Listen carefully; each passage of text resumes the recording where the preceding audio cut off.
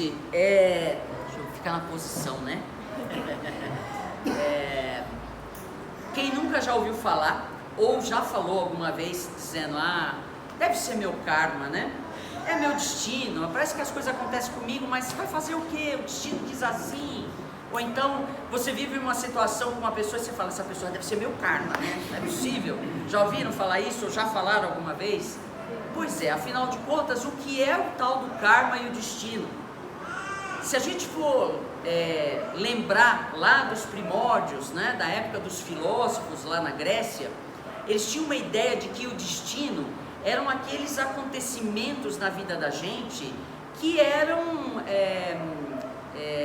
não se podia fazer alteração, eram aquilo que a gente chama de imutáveis, era aquilo que a gente dizia, olha, foi a providência divina, foi a vontade de Deus. É comum, muitas vezes, a gente usa isso até como uma espécie de conformismo, a gente dizer, tal pessoa, por exemplo, faleceu, morreu, vai fazer o quê, né? Deus quis assim, né? Foi a vontade de Deus que impôs determinadas coisas na vida da pessoa, né? Ou a pessoa, enfim, fechou uma porta na vida dela e aí a gente fala, mas olha, pensa bem, Deus fez isso para te ajudar, uma maneira que a gente tem de se referir a isso. Mas olha, se nós pensarmos que o destino se refere a situações que não podem nunca se modificar e que elas sempre são o destino seria o produto da vontade de Deus, fica complicado. E por que fica complicado? Porque nada do que nós façamos ou deixarmos de fazer vai modificar, porque já está escrito, já está pré-determinado, já está, é imutável, não pode ser modificado. Isso também retira de nós a responsabilidade pelos nossos atos. Então, se nós entendermos que o destino é uma imposição da vontade de Deus, nós vamos acabar chegando à conclusão de que nós somos como aquele bonequinho que é preso por cordõezinhos, né? E em cima tem uma madeirinha, a marionete, não é isso? Então Deus estaria ali em cima com os pauzinhos mexendo e a gente se mexendo conforme o desejo da providência divina, de Deus ou dos Espíritos. Como é que a Umbanda vê isso? Né? Como é que a Umbanda tem uma noção do que seja destino ou karma? Veja, eu não posso falar por toda a Umbanda, eu posso falar a partir daquilo que os meus mestres, né, os meus orientadores, aquilo que eles me ensinaram, tanto os mestres encarnados, que me prepararam para estar aqui com vocês, como os desencarnados que continuam nos assistindo. Eles nos dizem que o destino está relacionado exatamente com as nossas escolhas. Somos nós que escolhemos. Aliás, sobre isso, o povo africano dá uma contribuição enorme para o nosso entendimento. O povo africano, sobretudo o povo iorubá, eles têm uma visão de que antes de nós virmos para o planeta, antes de nós encarnarmos e virmos para o planeta, é uma visão mitológica, né? É uma historieta, não significa que é assim, né? Mas é uma forma inteligente da gente compreender algumas verdades na vida. Então imagine que você está para vir para o mundo físico, você está para encarnar. Você, segundo o povo africano, vai num determinado local, nesse mundo espiritual, né, falar com uma determinada divindade, que é chamado Adjalá, que é auxiliar de Oxalá, e vai escolher a sua cabeça. Como assim? Vou escolher a minha cabeça, né? Veja, a cabeça é onde nós temos aquilo que eles chamam de Ori. As entidades muitas vezes falam para vocês, olha, a coisa está no Ori, né?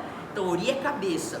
Então, é como se você estivesse indo lá escolher uma cabeça para colocar. Mas ninguém escolhe uma cabeça física, você entende? Então, quando o africano fala essa metáfora para nós, esse Itã, essa historieta, ele está querendo dizer que nós fazemos as nossas escolhas, inclusive para quando a gente vem à Terra, quando a gente vai reencarnar. E eles dizem para a gente que esta escolha, ela é mais complexa do que uma situação individual específica. Ela se desdobra em 3 possibilidades. Uma delas são as escolhas que nós fazemos enquanto a gente está vivendo. É aquilo que a gente costuma dizer assim, como é que a gente faz o caminho? Caminhando. Como é que eu faço a vida? Vivendo. Então são as escolhas do dia a dia que vão modulando o nosso destino. Uma outra parcela, na escolha desse Ori, diz pra gente que os nossos ancestrais exercem uma influência muito grande sobre nós, do ponto de vista energético. Então uma parcela daquilo que nós realizamos na vida tem a ver com as influências ancestrais e até as consequências de coisas que a gente fez e que não deu tempo para apurar melhor. Imagine que você tem para ilustrar, né? Você tem uma empresa e para você conseguir se dar bem na empresa, você precisa avaliar as contas, não é verdade? E esse avaliar as contas é aquilo que a gente chama de débito e crédito, não é? Crédito corresponde às coisas positivas. Débitos são aquelas coisas que não eram tão positivas e que a gente ficou devendo. Se chegar num determinado ponto em que o débito é maior que o crédito e a minha existência tiver fim, eu vou transportar esse saldo devedor para a próxima vida. É algo mais ou menos assim, né? Que representa, eu vou carregar um pouco.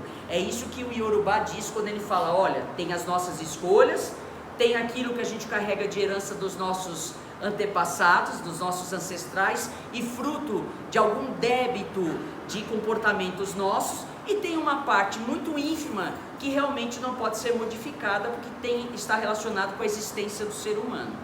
Então olha que interessante, quando a gente adota essa ideia de que o destino está relacionado às nossas escolhas, a gente fica naquilo que a gente chama de sinuca de bico, né? Por que uma sinuca de bico? Sinuca de bico é uma coisa sem saída, né? Não vai ter como você escapar, a bolinha vai cair na caçapa. O que significa isso? Eu estou diante das minhas responsabilidades. Fui eu que escolhi. Eu não vou poder dizer que foi Deus, que foi a providência divina, que foi o mundo espiritual, que foram os espíritos. Por quê? Porque o meu destino sou eu que estou fazendo. É claro que existem acasos, existem imprevistos que podem acontecer na nossa vida, mas esses imprevistos e esses acasos, perto do volume de coisas que a gente escolhe para a nossa vida, é muito pequeno, não é? Se nós pensarmos nos nossos irmãos que vêm lá do Oriente, né, a influência, aquilo que eles nos deram de contribuição para a gente entender como funciona, sobretudo o povo indiano, eles falam para nós sobre karma. Afinal, o que é karma, né? Muitas vezes a gente pensa que karma é só coisa negativa. Eu tenho um relacionamento horrível, abusivo, ele é meu karma. Mas a palavra karma, minha gente, significa ação. Olha que interessante, a palavra karma significa ação. Isso quer dizer que são as ações que eu faço ou deixo de fazer. Me explica melhor, Eliane. Imagine então, vamos pensar naquele relacionamento abusivo, né? Eu tenho um relacionamento muito abusivo e aí eu resolvi não fazer nada. É uma escolha, é uma atitude também. Não fazer nada é uma atitude tanto quanto fazer alguma coisa. Se eu resolvo não fazer nada, esta ação de não fazer nada vai me gerar uma consequência, um relacionamento triste, com sofrimentos. Então veja, a toda ação corresponde uma reação. Algo no mesmo sentido acontece, está previsto na Bíblia, no livro sagrado dos cristãos. Diz lá que aquilo que o homem semear, ele irá colher, não é assim? Então a gente está falando de algo que se chama causa e efeito. Na medida que eu faço ou deixo de fazer determinadas coisas, eu vou colher. Os filósofos costumam dizer o seguinte, tanto quanto os religiosos: a semeadura é livre, semeie o que você quiser, até escolher não semear nada, se você preferir, mas a colheita é obrigatória. Então, se eu semear milho, eu não posso esperar colher feijão. Se eu não semear nada, eu não posso escolher comer no futuro, porque eu não semeei nada. E o que eu quero dizer com isso tudo? Que a gente precisa ter autoconhecimento para reconhecer as nossas responsabilidades. É sempre mais fácil a gente projetar isso a culpa, digamos assim, né, pelas consequências de coisas que não deram tão certo na nossa vida, para o mundo espiritual ou para alguém, né? Ah, não deu certo porque foi obra do destino, eu tenho trabalho na minha vida, existe coisas que as pessoas fazem contra os outros, existem. Uma das provas que o destino e o karma não é algo fechado, concreto, imutável, é o próprio fato da gente vir a um terreiro de Umbanda, nos socorrer das entidades, para obter o que? Energias positivas. A gente não vem buscar um aporte energético na nossa vida?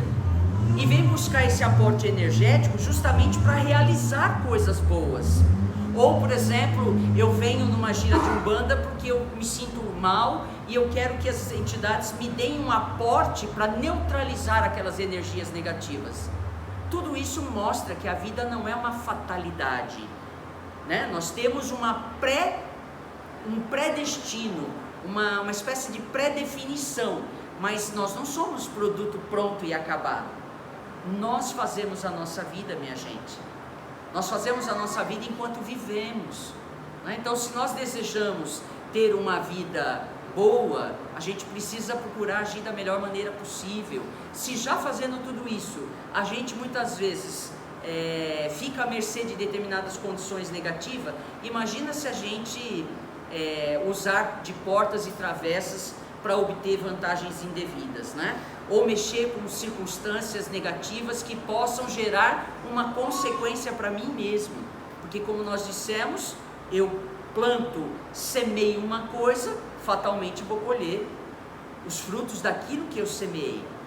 Então vamos aproveitar a gira de Umbanda para pedir que os nossos amigos espirituais possam nos dar o autoconhecimento, porque só através do autoconhecimento que a gente vai perceber as coisas que a gente precisa fazer, algum tipo de movimento para mudar na nossa vida. Não adianta a gente esperar que as coisas caiam do céu no nosso colo, porque elas não vão cair. É preciso que a gente exerça alguns movimentos para que as coisas possam modificar, seja para afastar a negatividade ou seja para atrair coisas positivas, não é? E o autoconhecimento é fundamental nesse sentido. Quando a gente passa com as entidades, como nós estávamos dizendo, eles nos dão um aporte energético, mas eles não realizam no nosso lugar. Eles nos dão esse aporte energético na expectativa de que a gente tome uma atitude, né? É que às vezes as pessoas pensam, eu vou lá e eu vou conseguir um emprego. Tomara fosse assim, né? Vocês podem vir aqui na expectativa de arranjar um emprego e a entidade te dá um aporte energético tal que você sai revitalizado e aí a coisa flui. A mesma coisa em relação a uma questão afetiva, amorosa, uma situação na família, não é? Então este é o autoconhecimento. A gente precisa primeiro refletir para avaliar onde é que a gente precisa fazer as mudanças necessárias para que a energia positiva corra na nossa vida. Hoje é um momento bom para a gente pedir ao mundo espiritual isso, né? Que eles nos ajudem nessa busca interior, para que a gente possa fazer um mergulho no nosso eu mais íntimo, e a partir desse conhecimento a gente possa a cada dia melhorar mais e mais e ser feliz, né? Ninguém veio na Terra, eu tinha um mestre que dizia isso, ninguém veio na Terra para sofrer, a gente veio para ser feliz. Essa ideia de que aqui é um planeta de expiação é outra religião. Na Umbanda é para ser feliz, né? Então é pra gente buscar ser feliz o máximo que a gente puder. Saravá a todos, axé.